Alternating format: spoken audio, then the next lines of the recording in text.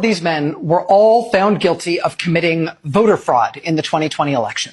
The gentleman in the upper left, he's a Republican from Nevada. His wife died several years ago. He nevertheless filled out her ballot and cast it in the presidential election. He then participated in efforts with the Nevada Republican Party to claim that his dead wife's ballot being cast in the election must mean there was mass voter fraud by Democrats. He is the one who cast his dead wife's ballot.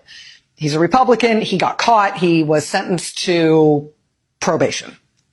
That's the guy in the upper left. Guy in the upper right, he's a Republican elected official from Ohio. In his case, it was his father who died, and he cast his dead father's ballot in the 2020 election. That Ohio Republican official was sentenced to a grand total of 3 days in jail. Keep going clockwise. The gentleman on the lower right, he's from Pennsylvania. In his case, it was his mother who had died. He nevertheless cast her ballot for Donald Trump in the 2020 election. He was caught. He got probation. And then the last guy, lower left there, he's another Pennsylvania Republican whose mother also died. Apparently he couldn't help himself. He cast a ballot in her name in the 2020 election. He got caught. He got probation. That's what those guys have in common.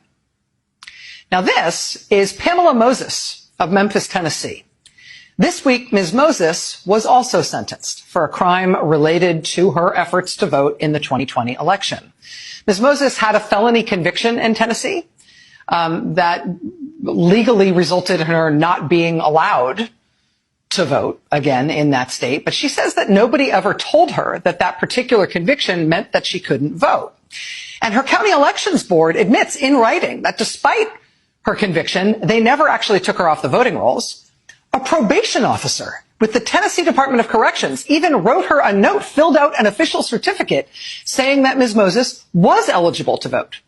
Ms. Moses turned in that certificate from the probation officer along with her voter registration application.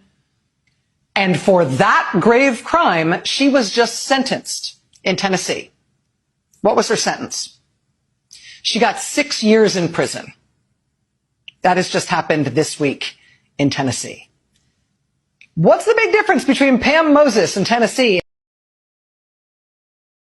and all those other guys who actually cast illegal ballots in the name of relatives they definitely knew were dead? All of those guys got probation, in one case 3 days in jail. She got 6 years in prison for trying to register to vote after she had received an official certificate from the probation department telling her it was okay if she registered to vote. 6 years in prison is her sentence.